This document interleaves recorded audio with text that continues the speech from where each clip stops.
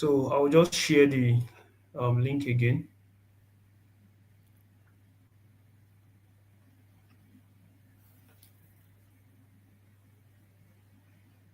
Sorry, I just had to tell people to join. It's fine.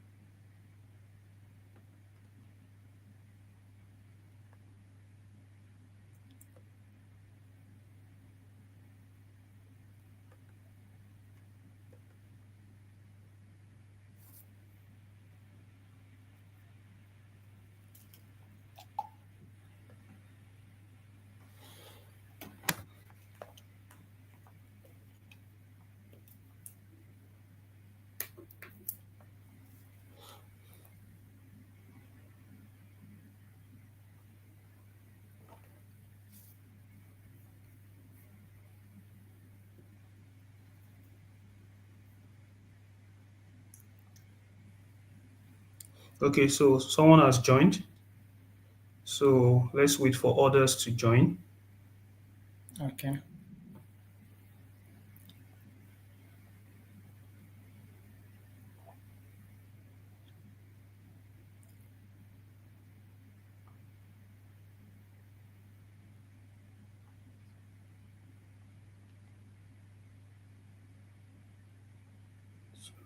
Sorry, let me get the right link. Okay, more people are joining us. Okay. Okay, let me get the link and send to more people. Hello everyone, welcome. We are trying to spare some time for others to join us as we'll be starting very soon.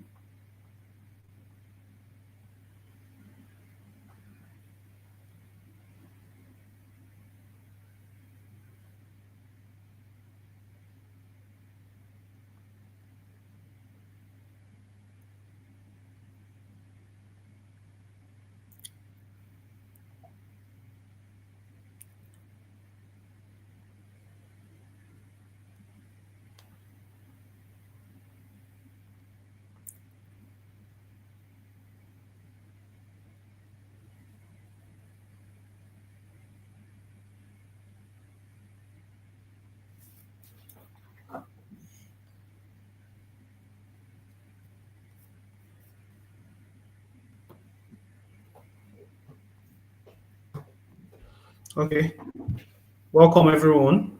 Sorry, we are trying to spare a few minutes for others to join before we start the program. All right. Yeah, somebody's greeting you. Hello, Prof. Harinze. Wow. Good morning.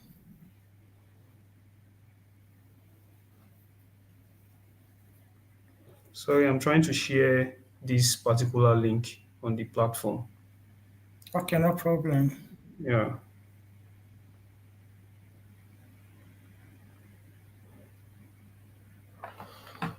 So yeah, we're having more people join us. Welcome from wherever you are calling. We are going to start in a moment. Let us spare about 2 minutes, 2 minutes more, so that by 5:15 we are going to start for others to join.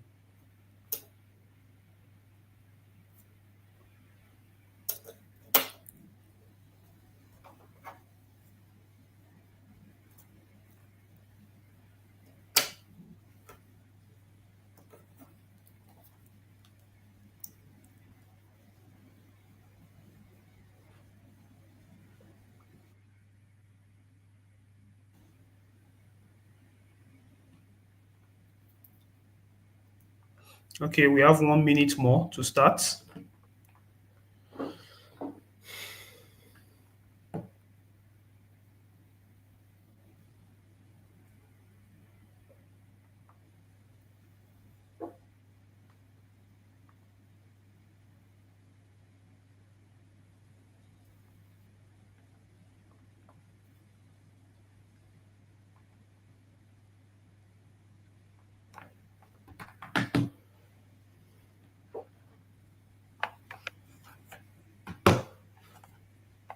All right. Welcome, welcome, welcome. So we have 1 minute to start. We are waiting for more people to join us. Thank you, everyone who has joined. Thank you for being on time. Thank you so much. Uh, we just have 1 minute and then we'll start. All right. I think it's already 5:15. So good morning, good afternoon, good evening, everyone, from wherever you are calling from or you are joining from. Um, Welcome to the monthly webinar series of the HISF, which is the Sports International Scholarship Forum. And today we are going to be talking about application to the US for graduate studies.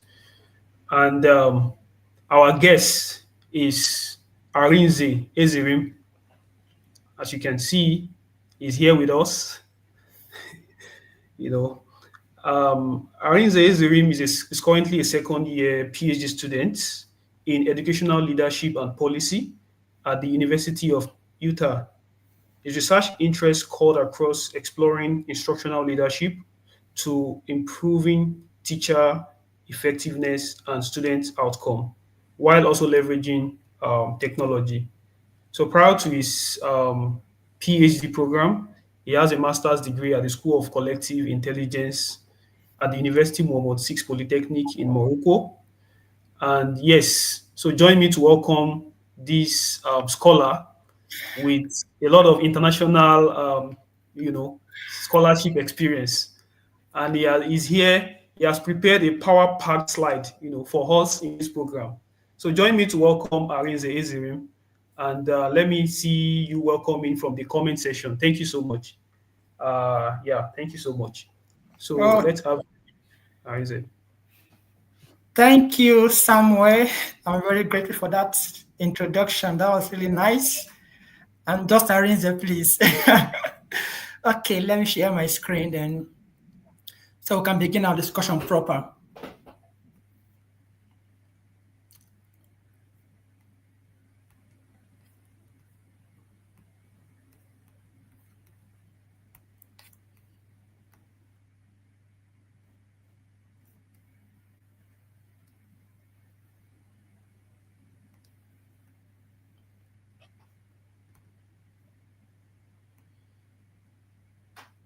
Can you all see my screen? Yeah, I can see your screen. Okay. So just as Samuel said, my name is Arinze Ezerim. Currently, I'm taking my PhD in educational leadership and policy in the US, University of Utah. This is my second year. So in a way, I am privileged to have gone through these processes we're discussing today on how to apply to graduate school in the US. So I'll be leveraging my experience I had years back to teach us possible ways we can apply and use as to navigate these processes. And knowing fully well that between the months of September and December, these are the peak periods for US school application. So you can leverage what I will share this time to fast track or to age your own process for application. So basically, my slides, they are quite short and concise. So for the school process, I broke down the procedure into 5 different timelines, which we'll navigate all through to see what each timeline entails. The very first point will be, how do we determine our research interests? Because that is the key of the school application. What do you want to do first? Then that will link us to, have you known what you want to study in school? What school do you apply to? What faculty, what program in particular in that school you've seen would you apply to? And then we'll progress to what documents are required in the school application procedure and processes.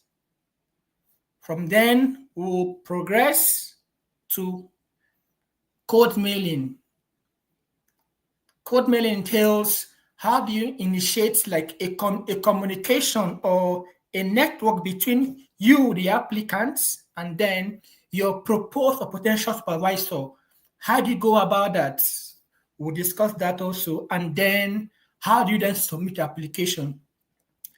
I will just discuss these five key steps in a more detailed way to give you a better understanding of what you might adopt or learn to do in your own process that may guarantee you success at the long run. I'm not being proud, but I'm certain that people who have used my advice, my counseling, and my tutor have had positive feedback from their own application processes last year and 2 years ago. So I'm believing that the things I will share with us today and what we'll learn will give us a good foundation to apply to these schools and to get our goal met, which is to be admitted into the school properly. The very first point is research interests.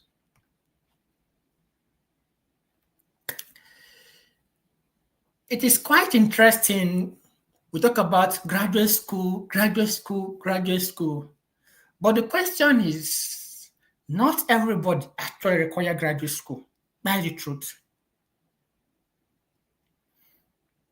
There should be like a driving force or a motivation that will make you decide that, okay, my next step is to apply to a graduate school. If that motivation is not there, if that passion is not there, then I don't think that is the next logical step you should take. So you have to ask yourself, what do I really want to do? Is it research, or is it just good progress to career, build my professional experience, and go on with life? If you can't give like an answer to that question, then you might not have a good, should I say, output when you're applying to graduate programs, because it is very, very fierce and competitive. And that is why you have to be certain of what you want. If you know what you want to do and why you want to do it, that will serve as a fuel to catalyze the next steps we'll be discussing. Because you can't do it in one day or in a week. It requires concerted efforts. You have to follow the ropes and the steps required. And if that passion is not there for doing research, then you can't carry on the processes involved. And that is why you have to answer that question, do I really need to do research? What do I want to do? And most times, the next steps we take or our future steps, most times it leans towards our past experience. I will share with you from my own personal story how I got to where I am now. First, my first degree is in biochemistry and biotechnology. That is one. While I was doing my service, I worked in a school. Partly during my service here, I proposed a program to the state ministry I was serving in Plateau State. And that was how I spent the last 6 months of my service with the Ministry of Education in Plateau State. 2017 precisely, yes. I had this passion for teaching and learning. And that was how, from my service here, I felt I would do more if I remain in the teaching profession. After my service here, I remained in the school setting as a school leader and administrator for around 5 years in Port Harcourt precisely. And during that experience of 5 years working in the school as an administrator, I got more, will I say, I was more involved in school processes.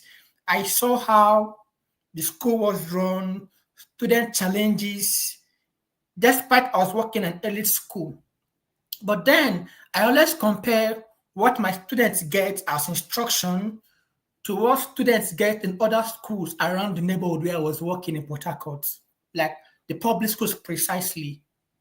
Now, that fueled my interest in doing research in education because there was a disparity in educational instruction and quality.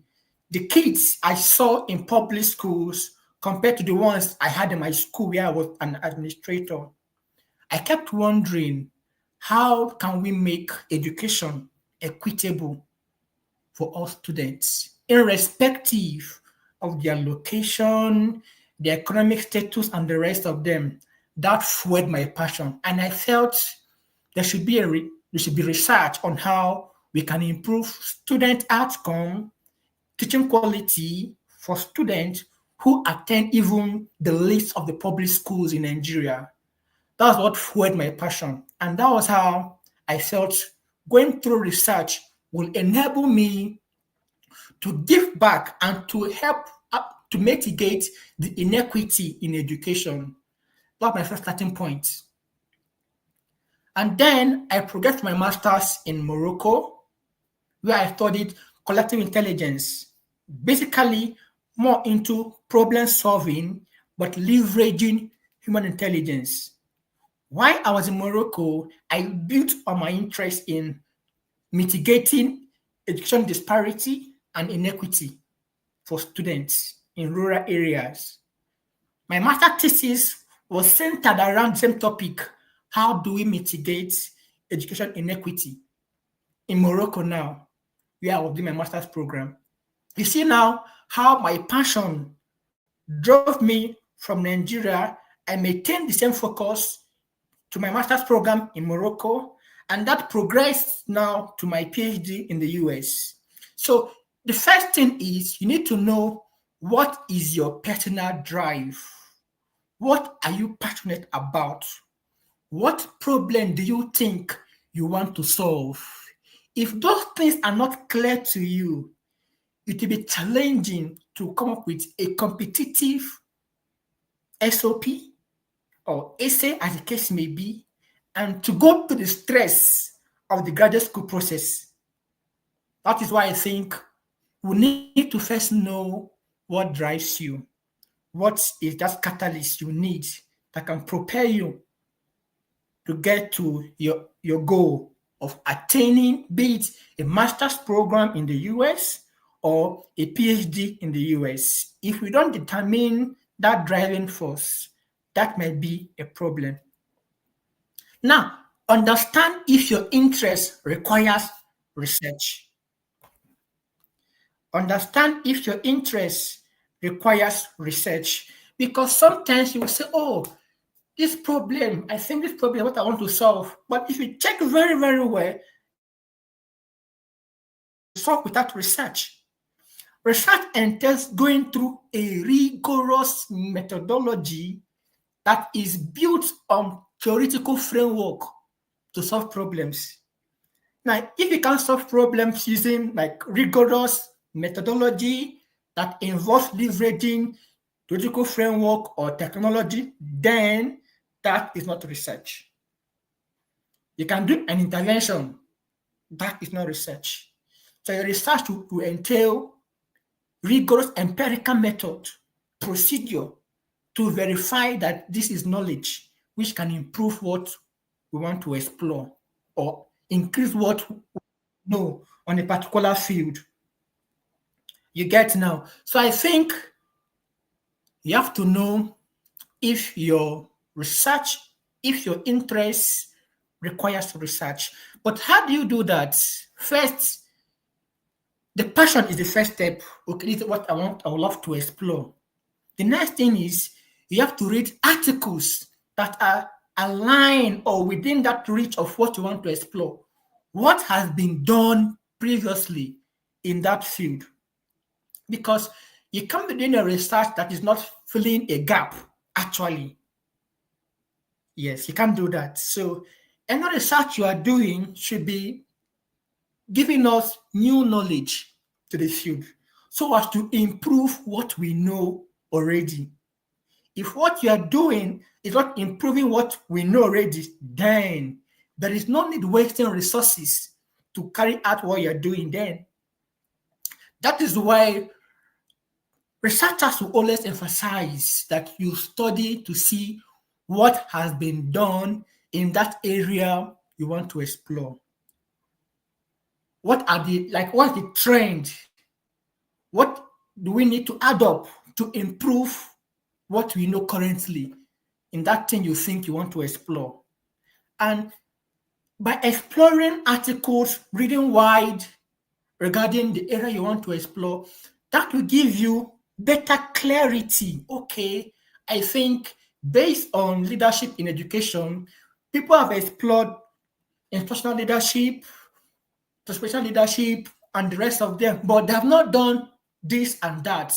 That kind of reading tells you the gap you can fill up. And it's based on that gap, you can then develop and build your research interest and then your statement of purpose. If you can do that, that gives you a plus, because when writing an SOP, which we'll see as we progress, it's always nice to ground your writing on empirical research. It tells your reviewer that this person has done due diligence in reading about the field he or she wants to explore. He or she have tried to understand what has been done and what needs to be done. That is something you gain from reading articles on the area you want to explore. It gives you clarity. It gives you wide knowledge regarding the topic you want to write about, or the topic you want to improve, or what you think you want to adopt. Now, something is very interesting about research gaps. Now, research gap can take different formats. Now, a gap can be, for example, okay, a particular research has been carried out, let's say, in Morocco, which is an African country, but hasn't been tried in Nigeria. Now, take note, Morocco is North Africa, for example, Nigeria is West Africa. Now, because you want to carry out this particular research that has been done, for example, in Morocco, in Nigeria, which hasn't been done previously, that is also a research gap, in the sense that research is always based on contextual knowledge. Take note of that, because environment will always vary. What you will find following a procedure that was done in Morocco may not be the same as what you will find as what you will do in Nigeria, due to the different contexts, environment, and ecology, which we talk about ecological validity and the rest of them. That can be a gap. That is one. A gap can be using a different technique or a different method in a previous research problem. Let's take, for example, now, let's say you want to explore the impact of how does jump scores predict student performance area. And let's say you used just normal linear regression for your model to see how jump scores is actually associated or related to student performance in higher education in Nigeria. Now, for example, someone can say, okay, I want to use an advanced technique to still explore how jump scores is associated or is a causal, well, actually have a causal relationship with student performance in higher education. Because I've left using just normal linear regression that people have done in the past to an advanced technique, that is also a research gap.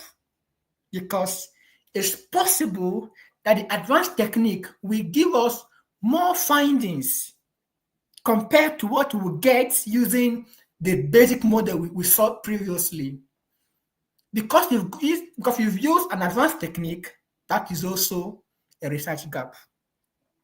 But take note, your research gap has to be founded from literature. And that is why it is very, very important to study articles, plenty of them, to gain clarity of what you want to explore and to able to explicitly say, this is the gap my research will fill, because that will show the impact of your work. Who will get from this knowledge you want to bring on board? How will it impact what we are doing currently? How do we improve from what we have on ground? So these are things the reviewer will want to see, and that will show that your work is quite novel and new, and that's the beauty of research, getting novel knowledge to improve what we are doing currently. So if you know your research interests, you've known the research gap, you've known what you want to do in your studies, be it in your PhD or the master's, the next thing will be, okay, having known this, what do I do next? The next thing is to profile school. Okay, I want to explore the impact of JAM performance on students' outcome in higher institution. How does student score in JAM improve or associate or predict student performance in higher education? That's a research interest, for example. Now, which school should I apply to explore this my research interests? For now, I'm using the US as the niche for my discussion. Yes, US for now. Now, the US has plenty of schools. The schools are more than 4,000 schools in the US, and a good number of them offer graduate programs. The first step I would suggest is you can do a search on the internet. You might want to use US News and World Report. Now, these guys, they rank schools in the US every year for different programs, normally. And just type US News and World Report ranking for PhD programs in, let's say, education, or PhD programs in dentistry, PhD programs in chemistry. You will see a list of schools there with their ranking. That can be one way you can get list of schools. Okay, this school has this program, this school has this program, this school has this program. You can just create maybe like an Excel sheet where you list those schools you've seen. During my time, I profiled 20 schools in the US for my application. 20 schools based on the set I was carrying out. Because if you get the schools you want to apply to, you have to know, okay, those schools you've picked, do they have faculty members? Excuse me,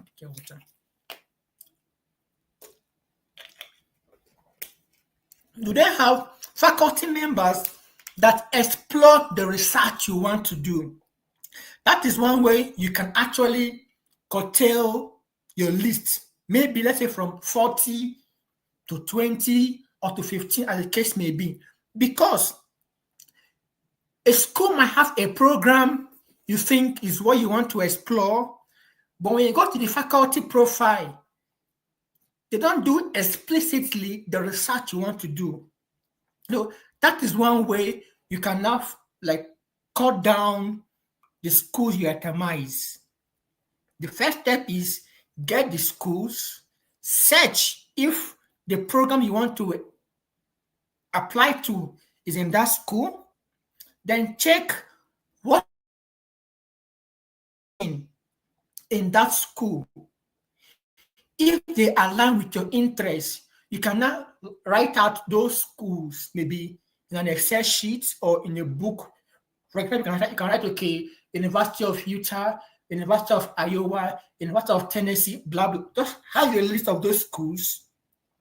When you take that list down, the next thing is, because I know most of us are not very buoyant to pay application fee. You have it. Do I require to pay application fee or there are waivers? A good number of schools in the US give waivers to students. A good number of them. I think it's a peak time for waiver between October and November, most times for most schools. Check my program I'm applying to, is there application waiver? If not, what I did during my time, you can write to the program coordinator to request for them to waive your application fee. Some schools, when they get this request, they attend to those requests and tell you, okay, let me see your document, your profile first. If it matches what we want in our program, we'll wait for you the application. Some schools do that. So it's always good to ask questions first.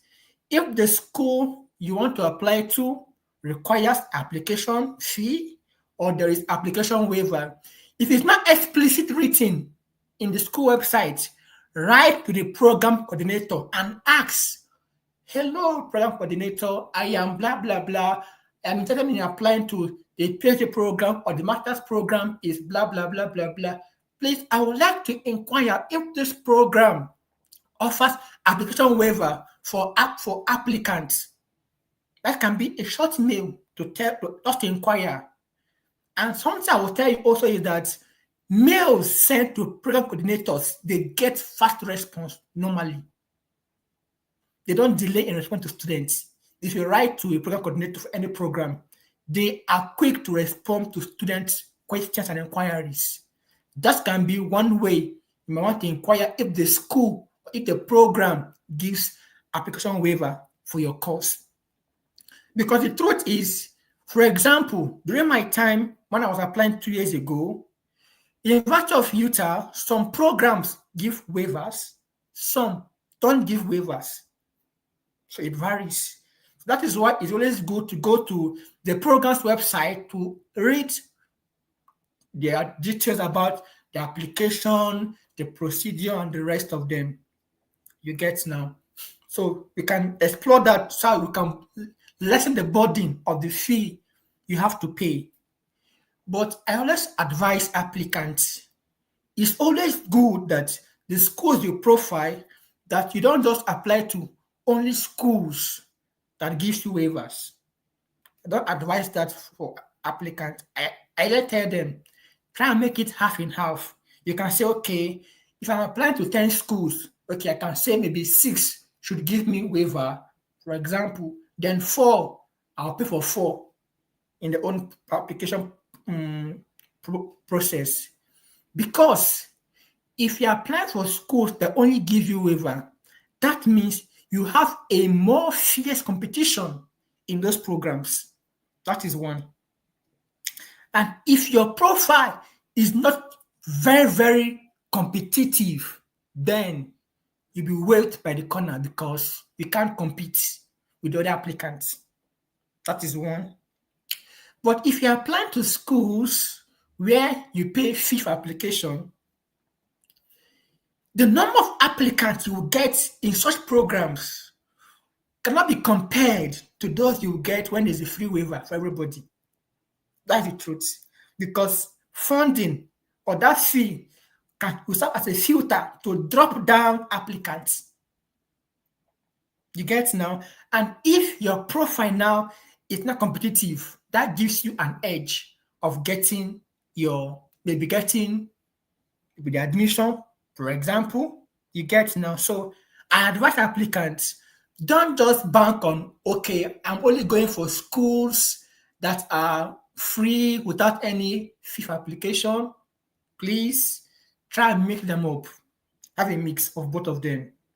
All waived for you, and then maybe 1 or 2 that you have to pay. But before you pick any school you know you pay for, make sure your documents, they are well reviewed, well written, so you don't waste that money, because it can be quite expensive converting dollar to naira or dollar to dirham. It can be quite expensive. So for any school you want to pay for, you should be certain that you've done due diligence to make sure that you've seen a faculty member whose interests or whose research work aligns perfectly with what you want to explore, with what you want to do. And if possible, you've begun communication or discussion with that prospective advisor or professor in that school. Because it can be hurting when you apply to a program with your hard-earned money, and then you don't get even called for interview or admitted. It will hurt you more. That's our advice. For any school you want to make any payment for, make sure you've done due diligence, that your documents you've prepared, they are very, very competitive. Please. Then, okay, I think I've discussed point 3 and point 4, right? The program I'm actually interested, the faculty member. Then, stay under profiling schools. When you get to those schools, you identify the programs, the faculty member you want to work with for your application. I tell applicants, try to download the recent publication of the faculty member you want to work with or who you want to cite in your SOP. Is very, very important, because if you can read the recent work of your prospective supervisor for your work, now you will know, okay, this professor is actually exploring this area currently. Let me give you an example now. The truth is, sometimes some schools don't update their websites. Sometimes it's common. Yes, it's common. For example, you might see maybe maybe let's say you can see maybe the articles published by a researcher for the past 4 years still displayed on the school's website, for example, and then you will not see their recent work. Maybe the one done this year or just last year. And if you now work on based on what you saw on the school website that is quite old, you might miss the current area the researcher is doing currently. From my personal experience, let me tell you how I got to know about this. During my time, I wrote to a professor at the University of Wisconsin, I think Professor N. Grooms. Yes, I wrote to her based on what I saw on the school's website as her current research interests, her profile, her publication, blah, blah, blah. I read those things and used it to write my code mail and reach out to her for a meeting. It was during the meeting I had with her, she told me, oh yeah, I was exploring this area some years back, but currently I am not looking at this area. Now, if I hadn't maybe had a meeting with her to know her current research she was doing, probably I write in my SOP something she was doing 4 years back, for example. And then when I see my document, oh, I'm not more doing this again. They'll just waste my documents, no more relevant, because I'm making reference to an old research interest or area that advisor was working on.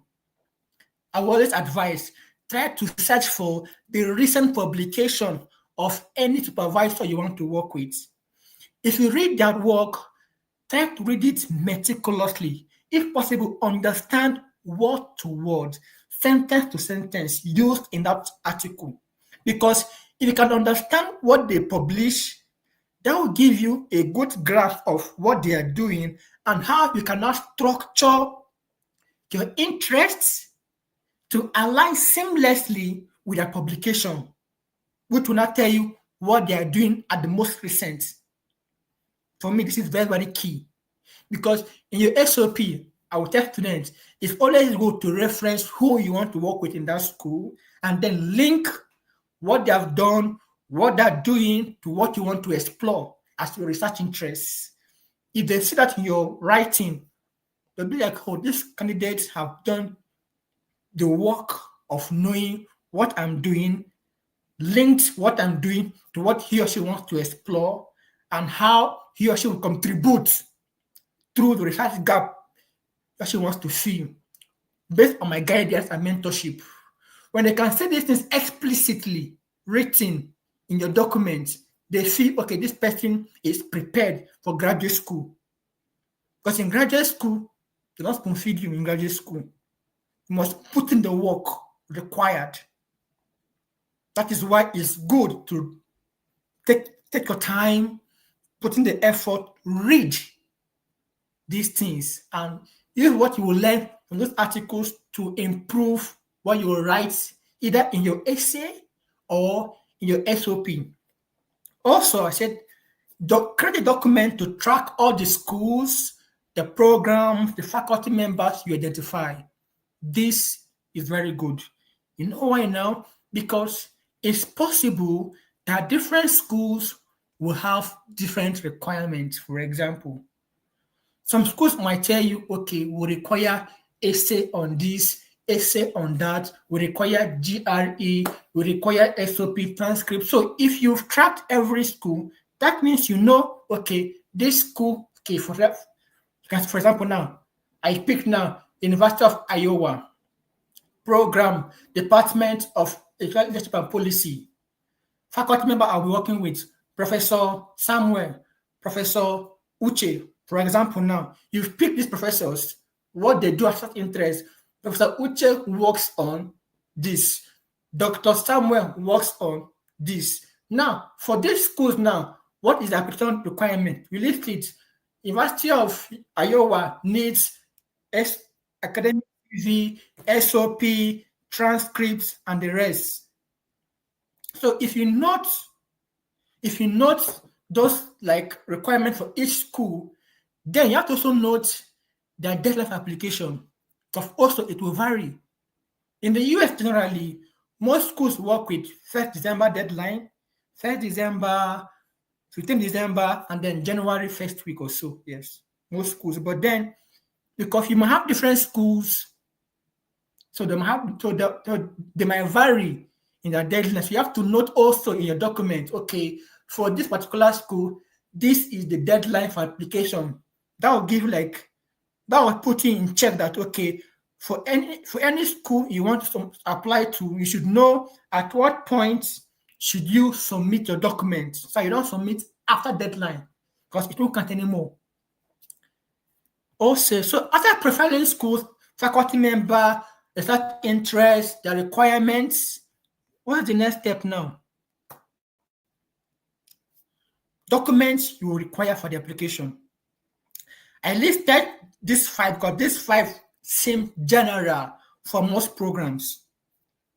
The first here is academic CV, which will illustrate your profile, what you do.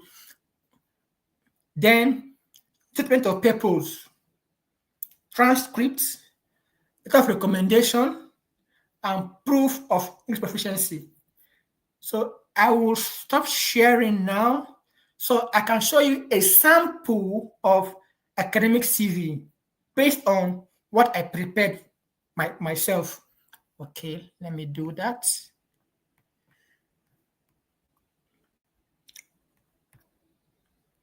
If you can see this, let me know, please.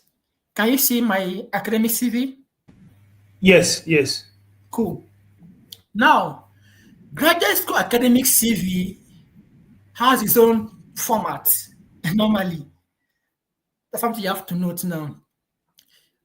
For example, now, for sure, your name, your address, blah, blah, blah, your email, your phone number, that can be done at the very top part of your CV. Then, what they want to see first is your education. They don't require profiles, right? I am passionate, blah, blah, blah. Education. What level are you? Where have you studied? I want to see that. Education, the school, the program, the year of graduation for those programs. The next is your research interest. What do you want to explore in that your PhD you're applying to? What interests you, for example? After research interests, what is your research experience? Because the truth is, for graduate school, they count more or they give preferences to applicants who have shown they have experience in carrying out research. That's the truth. They want to see, okay, what is your skill set when it comes to doing research? What do you know? What have you done in the past? That can give them like how they cannot like evaluate, okay, based on your interest or your experience, okay, this one can be a good fit for our program, or this one has too much gap in knowledge. He will struggle in our program. So you have to show them your experience in doing research. And now, how do you itemize those things? Like what you have here now. I showed the institute where I did my internship while I was in Morocco, the school where that institute is actually located, the country, the topic I explored in that institute, and the roles I played during that program or during that research in just short sentences, carried out, prepared, blah, blah, blah. Action words showing what you did in that program. That shows that you are actively involved in learning in that research. They want to see that. Now, after research experience, if you worked in the past, like in my own case, I worked in a school as an administrator for about 5 years before going to for my master for my PhD. So I included my experience, work experience. Hello? Hello? Yeah, can you hear me? Yeah, we are still seeing the research interest. We cannot see the research experience part. So you're supposed to scroll up. Okay, how about now? What can you see on the screen? Yes, I can see professional experience.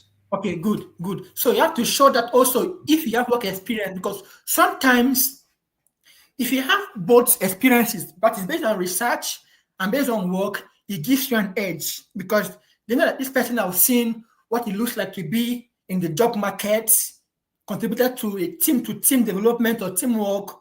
That shows this can be a good team player in the research space. Show those things in your resume or your CV also. After that, have you taught in the past? Because when doing a PhD program or a master's program, sometimes you can work as an RA or as a TA. If you're a TA will entail you have to teach students during your program. So showing that you have teaching experience will be a plus also for you. If you have that, if you've done that in the past, you can show that also. Then, are there awards you've won in the past? Highlight them in your CV. That means you're committed to good cost. That's what it means. Highlight those things also in your CV. And then, I've made presentations in the past, be it academic presentation, show those things. What did you discuss? Where? At what point? What year? If you can itemize those things in your CV, that means that, for example, that this person is well experienced based on, for example, work, research, presentations, voluntary work, and the rest of them. That will give you an edge. And then voluntary work, what have you done? You get now. So I think these are some highlights you might want to include when drafting your academic CV. Remember, this gives your reviewer like they tell the reviewer who you are by just going through these documents. It shows education, such experience, your interest, work experience, voluntary work, presentations, and the rest of them. So if this is not well written, this is like a red flag already first. If you don't prepare your CV to itemize this thing like explicitly, this is already a red flag for your application. That is why I tell students, take your time to draft a competitive academic CV. Don't just do submit and no. Take time to write it. Then this is for, let me go to SOP. Sorry, let me get that up now. Then, let's get this up. So, SOP. Now, SOP is more like, it's coming up, sorry. Okay. SOP is quite different from your academic CV, in a sense that this one now is more like you are telling a story about yourself, about your interests, your research, what you want to do, who you want to work with, how you got to know about that person, and how your work aligns with that person, and what you want to gain from the school, or what the school will gain from you if you're admitted. That is SOP. This is like, okay, I think when you want to weigh those documents, SOP carries very heavy weight when it comes to evaluating student application documents, because that shows your reviewer, okay, what this person truly wants to do. Remember, in the CV, you just listed interest of your research interest, just listed it. We didn't discuss those interests broadly or narrowly in the CV. But in the SOP, you are giving more context to your research interests, what you want to do, who you want to work with, why this person, why this school. SOP does that. Okay, this is the one I used during my time. I'm still learning. I'm not perfect, but then I think this can be a guide you can use to draft yours, for example. So now in the first paragraph, I introduced myself and what I wanted to do. For example, I said now, my journey into studying educational inequity began not merely as an academic pursuit, but as an impassioned response to the realities I witnessed in various regions, especially in sub-Saharan and North Africa. Remember, I told you my interest began first in Nigeria while I was working as an administrator, and then it progressed to my master's program in Morocco. That is why I said you have to ground your research based on what you are passionate about and what you've seen as a problem. Having that kind of story, that personal connection to your research or lived experience, it shows that you are genuine and you are real. That is the beauty of SOP. It shows that genuinity, that real interest this person has in exploring what he or she wants to explore. Yes. So if that human touch is there, it makes it more compelling. Oh, I see. This person have experienced this, and that is why he or she wants to explore this area or this topic.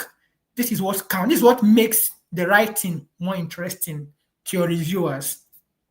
I continue to say, saddened by the plight of young children denied access to the transformative experience of education, I became committed to unraveling the complex dynamics of education inequity. Education, in my view, is not merely a conduit for individual development, but a societal catalyst, and the denial of this opportunity presents an injustice, often perpetuated by systemic inefficiencies. Trying to tell my reviewer how I came about my research interests, why this topic. I continued. The interplay of socioeconomic conditions, cultural influences, systemic biases all create a wicked problem, a term coined by Ritter and Weber to describe problems that are complex, dynamic, and defy straightforward resolution due to the unique interconnections and the involvement of multiple stakeholders. Now, I'm trying to connect the problem I observe, which I tend to look at problems and trying to give it a literature backing. So, okay, this wicked problem I saw in education inequity is actually a wicked problem based on the definition given by these authors. You link your writing to academic research and findings. Take note of that. It's key in writing SOP. Then I now move to statistics. 31% of young children and adolescents sub-Saharan Africa bear the brunt of this inequity with no access to education as reported by the United Nations in 2020. The urgency to understand these factors with a view to profiling solutions is not only an academic pursuit, but a moral imperative. It is this urgency that propels me towards a doctoral journey. See how I am building my interest and why this particular area of research. That is what the first paragraph should do for you in your SOP. How do you tell your reviewer about yourself, about your interest, and how it came about? Paragraph 1. Then in paragraph 2, I discussed my experience based on my master's program I was doing then in Morocco.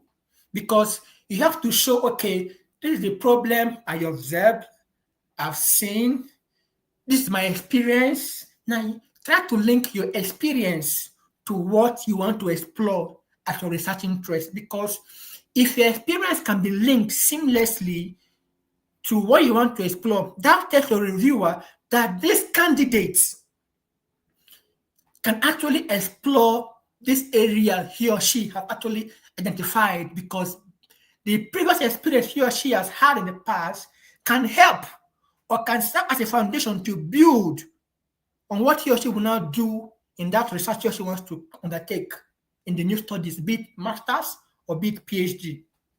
And then I tried to tell them about my master's program I was doing in Morocco then.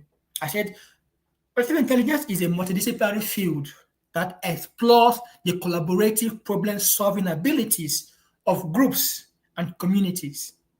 It enhances the collective knowledge, insights, and decision-making skills of diverse individuals, often with the support of digital technologies, to address complex challenges and improve decision-making processes. Still about my master's program. So it delves into the dynamics of group interactions, information sharing, and the synthesis of individual expertise to uncover solutions and collectively enhance problem-solving capacities. I've discussed my master's program now. Now, during my master's studies in cognitive intelligence, I had research experiences. Now, I'm trying to link my program of study in Morocco to the experience I had, which cannot be linked to my interests of research. We start in paragraph 1. That's what I did. I explained here in this paragraph. Let me go to the next paragraph, please.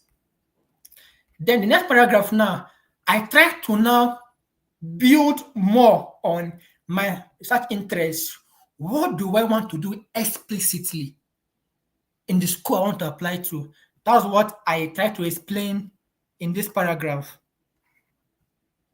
And also, in that paragraph too, I added possible research questions I want to explore. For example, I said now, I aim to explore the following questions. How can educational policy formulation be inherently people-centered? Educational resource allocation be data-driven, and decision-making processes all-encompassing with a wide range of perspectives? How can collaborative initiatives among local educational departments contribute to more effective policy development and implementation? So I gave possible areas I would love to explore and ask questions in my research. And then I went to the school I was applying to. Why this school? Why the faculty member? And why do I think this school is a good fit for me? Now, most programs will have maybe an institute or a center that might be in affiliation to the program you want to explore. If that center will help you in your research, for example, try to cite them in your SOP. I am a living witness and, well, I say, recipient of what I did now. In my SOP, I made reference to this center, Utah Education Policy Center. I said I would like to work with them to learn more about which I listed in my SOP here. To be frank, when I got my scholarship later, this center funded my first year program in my school. Yes, this center I mentioned in my SOP, they funded my first year, and then my department it now funded my second year.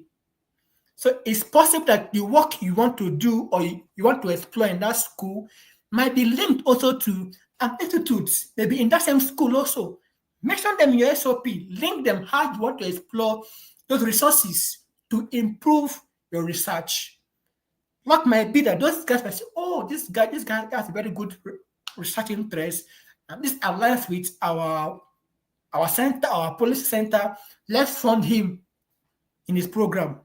That can be your saving grace to get funding, which I did in my own case. And then I talked about who I wanted to work with. Professor Young Min, what she was doing, how it linked to my interest.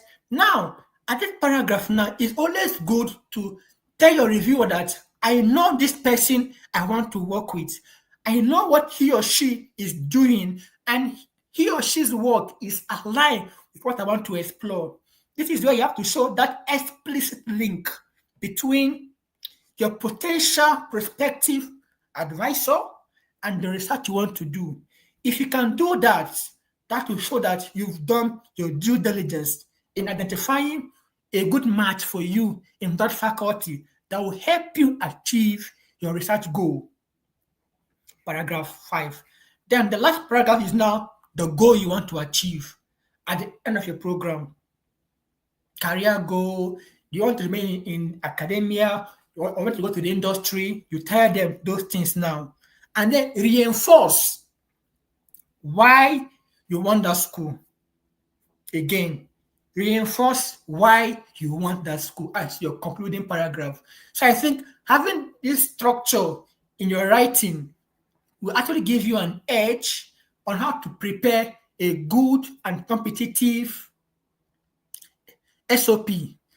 Let's go back to our slides.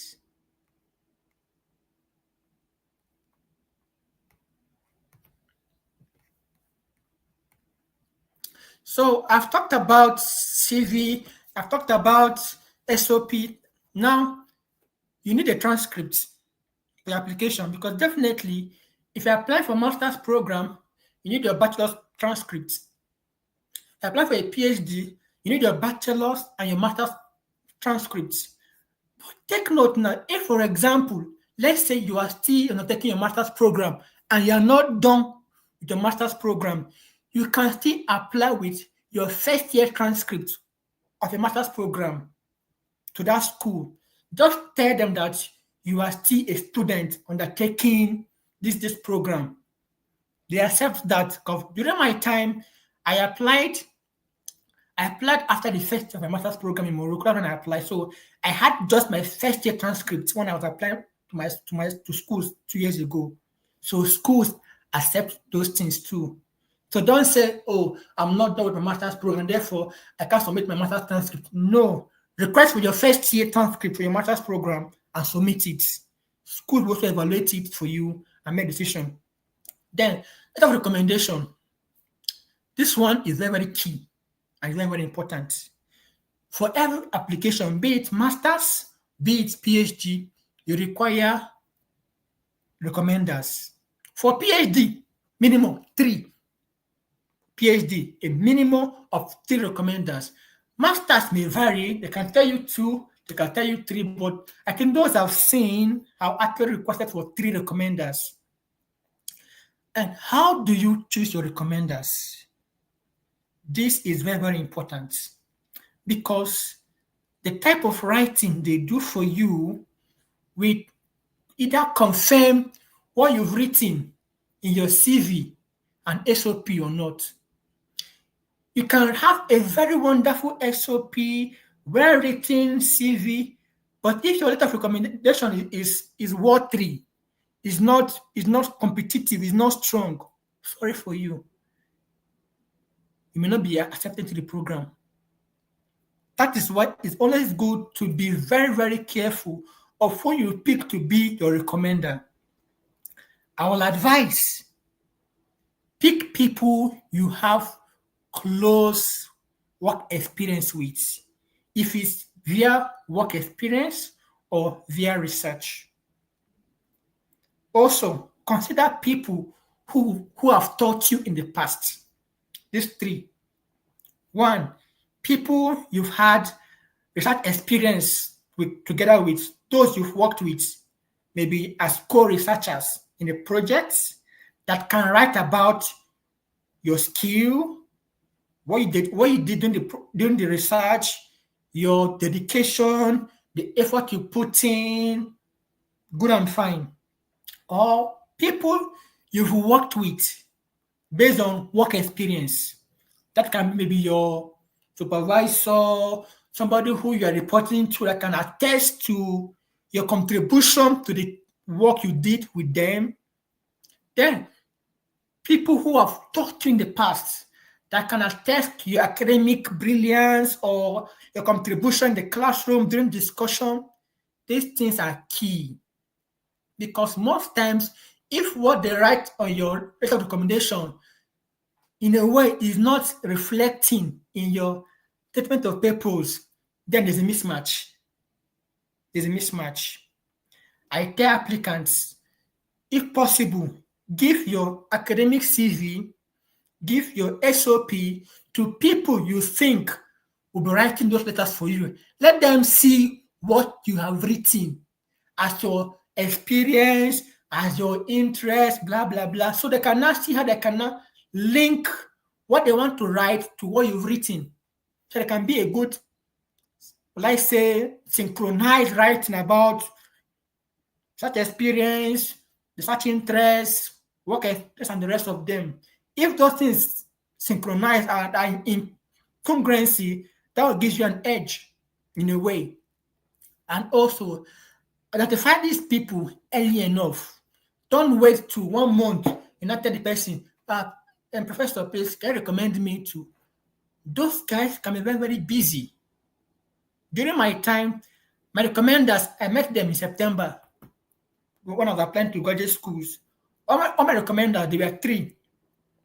I spoke to them about my application September, and I told them, please have it in mind. I will apply for schools within October, November. Please, I'll add your emails to the application portal, blah, blah, blah. If you get this email, please respond. That's what I did. I met them early enough, and I gave them time to read my SOP, to read my CV, so they can have a good writing and not be under pressure to write blah, blah, blah, and submit for you. No. Give them ample time to write a very good competitive level of recommendation, because that is key in the evaluation process. Then, proof of English proficiency. Yeah, if you're Nigerian, that can be like not really a problem. They will say, okay, if Nigerians, we can waive that for Nigerians, the English proficiency can be waived. But the truth is, in their most schools will tell you, provide evidence to show that your program was taught in English language. Give us a proof. Even though we know you're Nigerian that speaks English as your first language, give us proof that you are taught in English language. And I think most Nigerian schools do that now.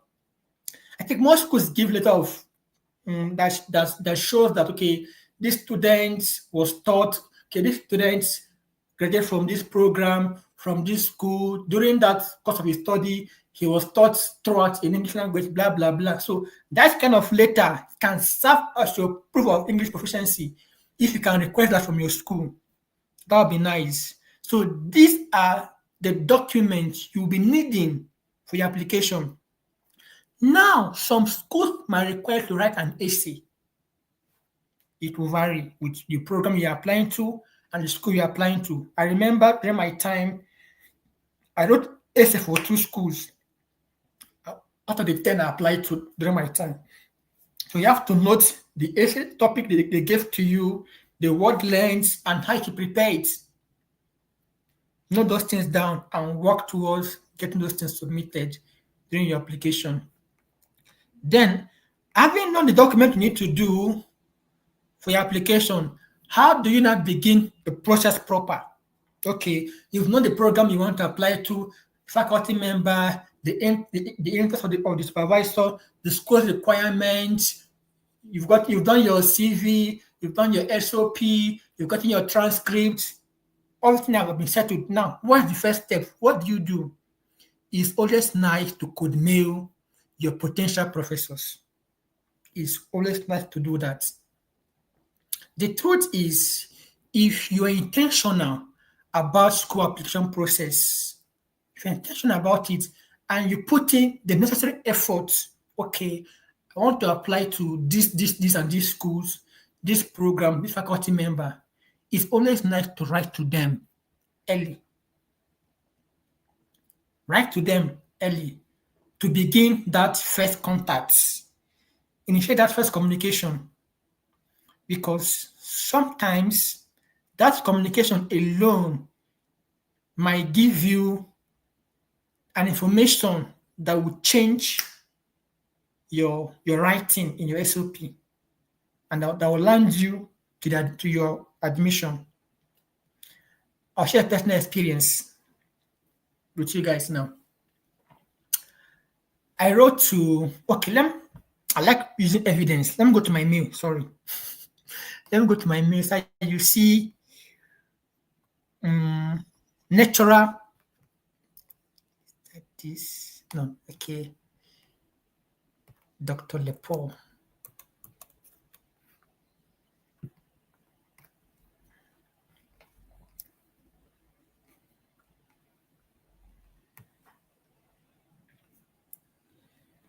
Okay. Can you see my screen? Hello? Can you see my screen? Yeah, I can see your email, like your. Okay, good. Let me increase this so it to be.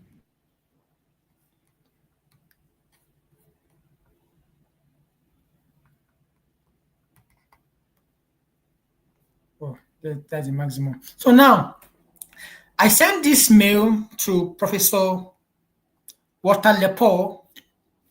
This was the advisor I saw in a school in Canada. I wanted to apply to them. I sent him a code mail if we could actually have a meeting to discuss my interests, his research, and the rest of them. He replied me.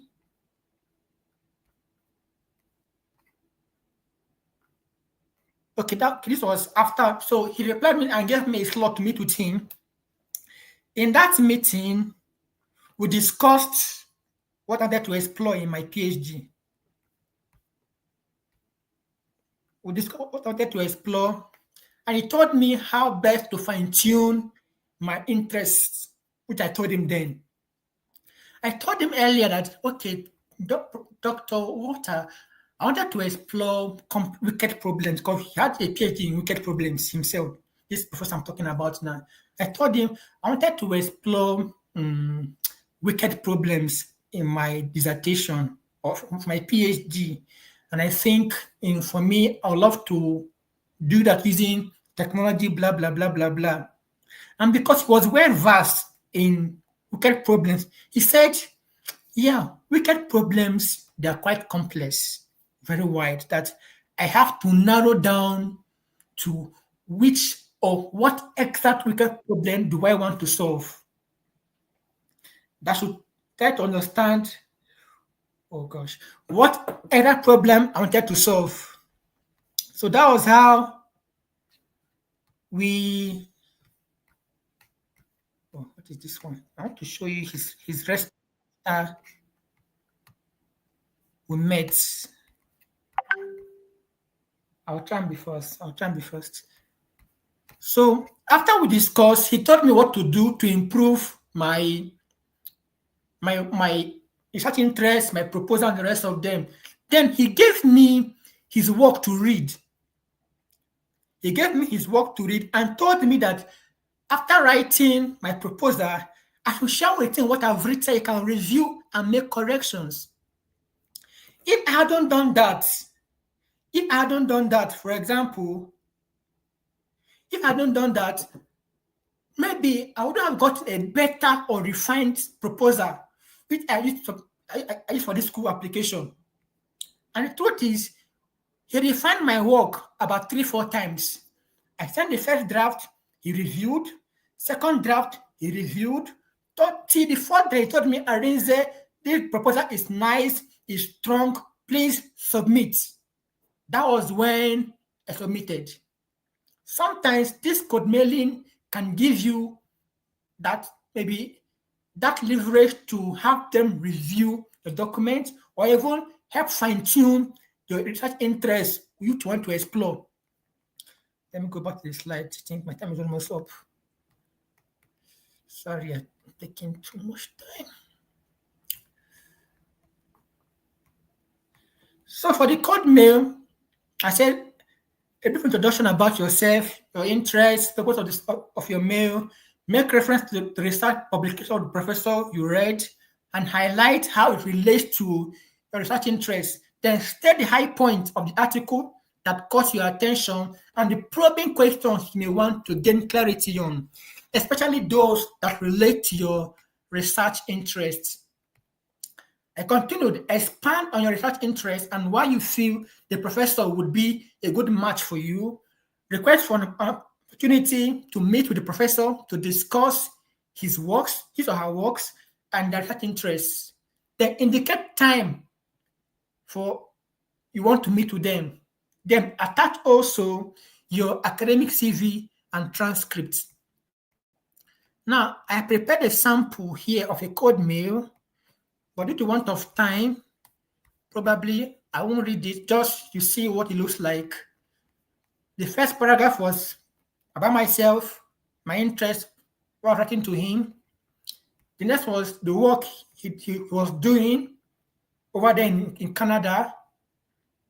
Next was my interests, how it linked to what he was doing in Canada, and then about my experience, and then why, if I could meet with him to discuss further about what he was doing and what I want to explain my PhD. It's like a sample I use my code mail. And most times, if you time your code mail very well, you get response from professors, because most times they love to explore or talk about their research. Remember, it is the work they did that connects to your research you want to talk with them, because in that scenario, they love to discuss with students what they're doing as researchers. They love it very, very well, most professors. So if you can do that in your code mail, that will give you, there's a high probability of getting a response from your proposed potential supervisor. You can do that in your writing. Then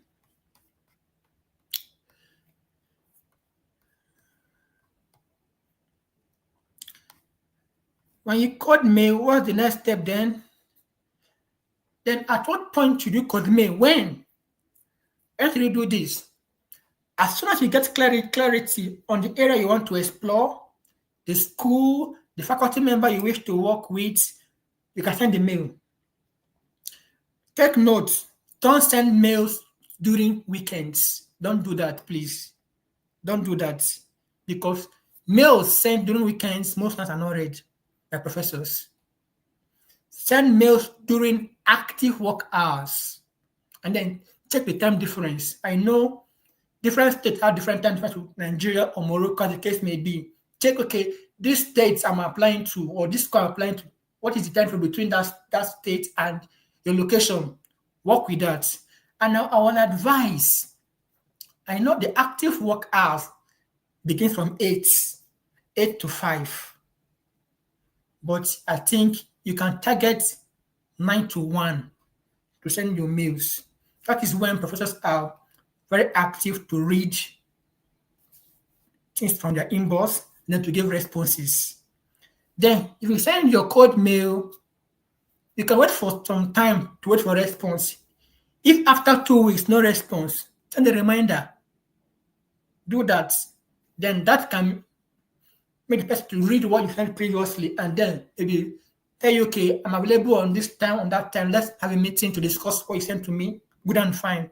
So if you can follow these steps, That would be a good one because this code may can help you build network, refine your interest of research, or refine the document you want to use for your application, probably. And you can imagine your potential advisor reviewing your document. Wow, for sure, that will mean they have keen interest in what you want to do with them. You get now. So I would suggest you code mail. You can code mail in September. You can code mail in October. You can code mail in November. There is no time to say, when you get to this month, stop code mail. No. Your goal is to get response, to check and get more clarity regarding the school you want to apply to, the program, faculty member, and the rest of them.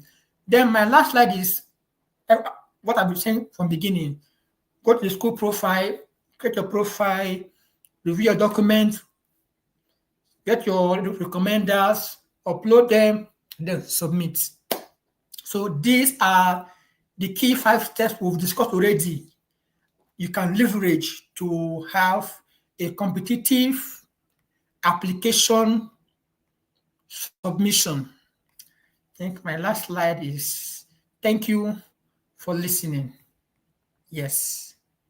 So somewhere over to you.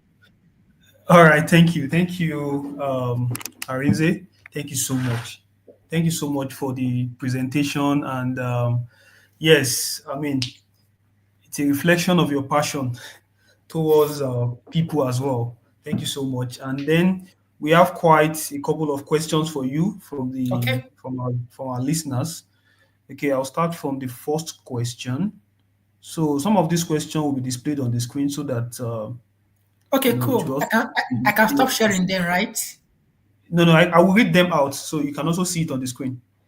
Okay, because I'm looking at Uh, Zoom now currently. Okay, let me stop sharing first. Oh, can you see them on the screen? Okay. Said I'm applying to University of Utah. Okay, don't worry, let me read it out for Okay, you. Don't cool, worry. cool, cool, Yeah. cool. So I'm applying to the University of Utah's computer science, I guess, PhD program with a first computer science degree and 4 years of software engineering experience, but no publication or master's degree. What are my chances? And do you have any advice? That's the first question. Okay. Should I He respond said, now or you want to give yes, all? that's the first question. So you can take this one after the other. Okay, cool. Yeah, since you have experience in software engineering, I want to assume that you've worked maybe in the company, maybe develop maybe a software that is solving problems, right? That's my assumption. Now, if your PhD will help you or will leverage that knowledge you gained from your work experience, that is fine. That is perfect. Now, you mustn't have publication. Let me share my own personal experience. In my CV when I was applying like 2 years ago, there was no publication in my CV. There was none, not even one, not even one. But then what counted was I had experience in research. That was one. Yes, I had like deep experience in research. I also had work experience. And my documents I prepared was quite competitive in a way that made me to advance to interviews in most of my application I had during my time. So what counts is not just okay publication. What counts is what experience do you have, and can that experience help you to make progress in the research you want to explore? Because if they can find that you have experience that can help you to improve or to make progress in your research, then it's fine. You mustn't have an MSc to pursue a master's program. Okay, I have a friend here in Utah studying chemical engineering. Yes, first degree to PhD in Nigeria. My friend here in the US, my school. Yes. So what count is what experience do you have and how competitive is your documents? Are they well written? If it is very, very strong, then publication is like secondary, right? It may count if you do have them, but it's not the all and be all in your application. No, no, no, no, no. What count is How is your document? What is your profile like? What experience do you have? Those things count, and that should override if we have publication or not. I think that should suffice for you. All right, thank you so much for that comprehensive answer. I'll quickly go to the next question. Okay. I was admitted for spring 26 at Marquette University, but cannot afford $1,000 enrollment costs required before I can apply for assistantship. Oh, wow. So I have contacted faculty for funding, but no success. I also have several 426 applications still under review at other schools. I am considering deferring the offer while I wait for possible better offers. Is deferring a wise option? What do you think I should do? Okay. Yeah. The truth is, when it comes to school processes, sometimes things might happen which wasn't in your earlier plan or the way you've programmed your application. So deferring is a good choice. It's not a bad choice, actually. It's a good choice. Oh, My okay. concern will be, my concern will be if you are deferring, let your school give you an assurance that yes, we accepted this your choice to defer to fall. There should be a letter to back up the acceptance that yes, this person would agree for you to defer your program or your admission from spring to fall. Request for a letter to back that up. Then, regarding the assistantship, since you have enough time now, keep you can write to the program coordinator to see what you can leverage to raise that fund, the $1,000 they requested for the enrollment, blah blah blah. Ask the program if there are places you can write to, it can help you raise the fund. Outside that, you can want to leverage your network, maybe where you are, your family, the friends you have. If they can raise the money for you, good and fine. But then try to get a guarantee that if you pay that enrollment fee they requested for you, that you will get the assistantship. So let it not be that you will raise the money for the enrollment fee, and they'll tell you stories that okay, the assistantship is not certain, blah blah. No, no, no, no. Get that confirmation that this after making this payment, I will get my assistantship that can fund my program, tuition fee, living expenses. So you not raise money, give to the school, and they're just telling you you are not sure of the funding you are requesting for. So get the clarity. Also, if you are deferring, then that should also be factored in your visa process because as of now, the current Trump policy for Nigeria is 3 months visa for students, F1 visa, 3 months. So if that 3 months will not interfere also with your fall resumption, good and fine. Yeah, good. Yeah. I don't know if you All get that. right. All right. Thank you so much. The next question is sorry. Does undergraduate thesis projects um, can undergraduate thesis projects be added as a research experience? I think. Definitely, it's your work. It's your work. You learn from it, sure. Now, the truth All is, right. okay, sorry, continue.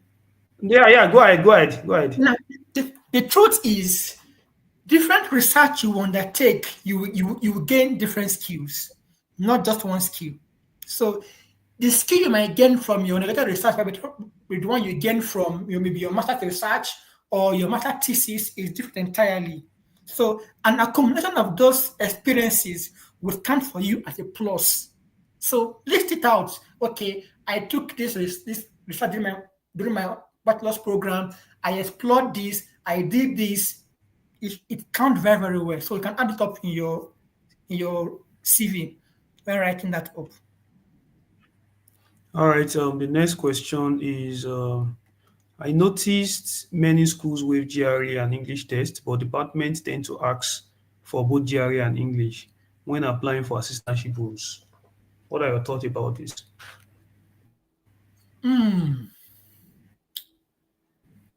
I think From my experience, most schools are taking like the toning down on GRE. That's what I know because previous my program in the USA and Utah, we are requiring GRE previously, but they have stopped entirely. They don't require for GRE.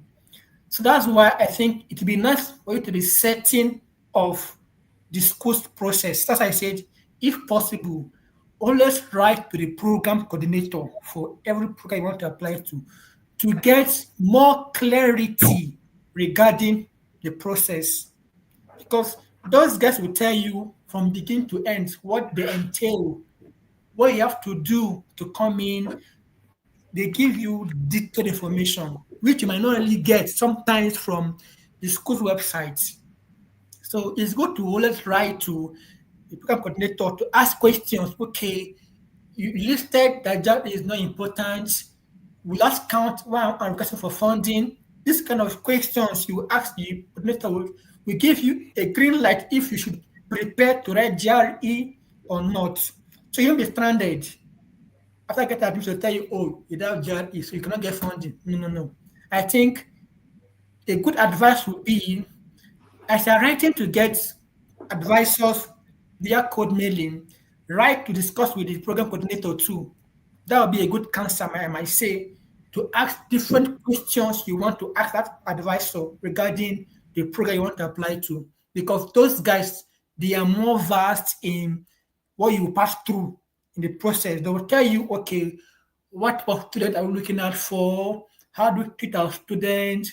What do we expect from them? What do they expect from us? Usually give you detailed information in such meetings. So leverage the program coordinator to discuss more about things like this. Yeah. All right. Thank you for that. Thank you so much. I think the next question, which is the second to the last question, I've sent code mails to some professors, but I'm yet to get a positive response. Is it advisable to go ahead with the application? Okay. Good question.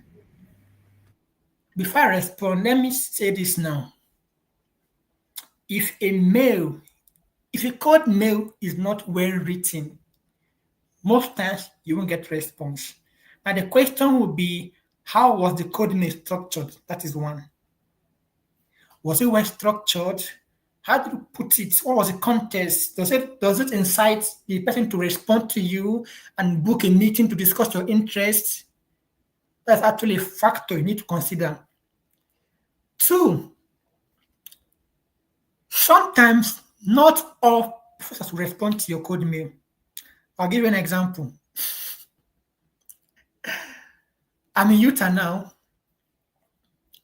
Among the schools I applied to 2 years ago during my application, I applied to 10 schools.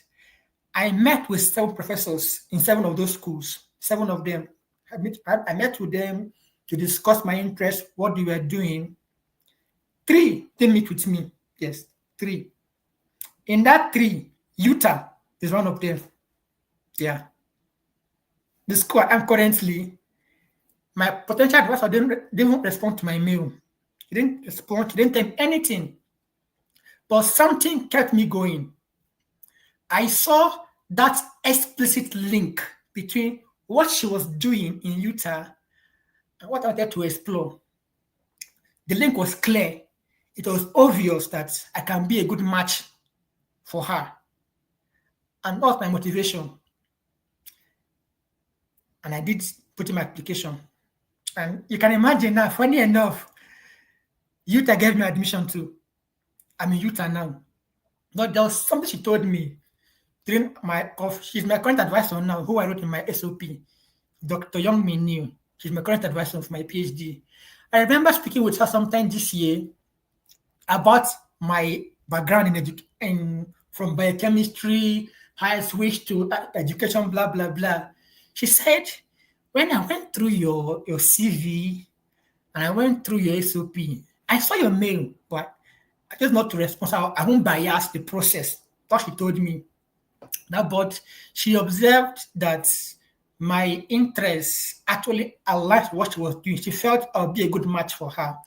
And that because she saw I had diverse training, natural science, social science. She felt I can be a good addition now, bringing new knowledge to what she was doing. She felt I'll be a good student to her, and she picked me. You get it now. So they might not reply, but that shouldn't wear you down. But I will always say, how do you structure the code mail? Because if you structure the code mail very, very well, the possibility of getting response is quite high. Yes, that I would say. So you might want to restructure the mail, how you prepared yours, and then wait for maybe like another 2 weeks. If not, as far as you've seen a good link between yourself and that professor you want to apply to, please go ahead. Don't don't wait. Just do it. Never can tell. That might be like my own case. Yeah.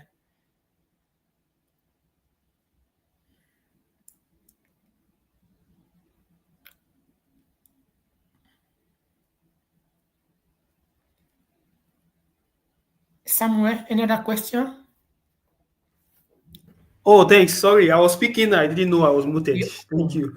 So, thank you for that comprehensive answer. So, there's one last question, and I hope that the person that asked the previous questions, as well as those that ask questions, we are still online to listen to the answer to this last question. And the last Okay. question is, how can we all connect with you? Yeah, yeah, exactly. So how Okay, can we connect yes. with you? Yeah. Yeah, I think I'm on LinkedIn. That is one platform we use very well now, LinkedIn. So my LinkedIn handle is just my name, Arinze Ezerim. Yeah. You can search All my right. profile on LinkedIn, you get to me. Yeah. All right.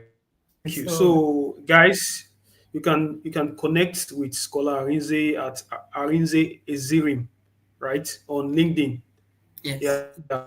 So you Yes, search for his yes. name and then you see his handsome pictures there. So you Ah, can please come connect down. with All right, thank you. With this, we've come to the end of this session, and hopefully, we have more people join us in the next webinars where we'll be, talking about application to another, country or to another place to study. Thank you so much, Kolarize. We really appreciate your presence. And we hope that when we connect with you and send you message, we can pick it up from there.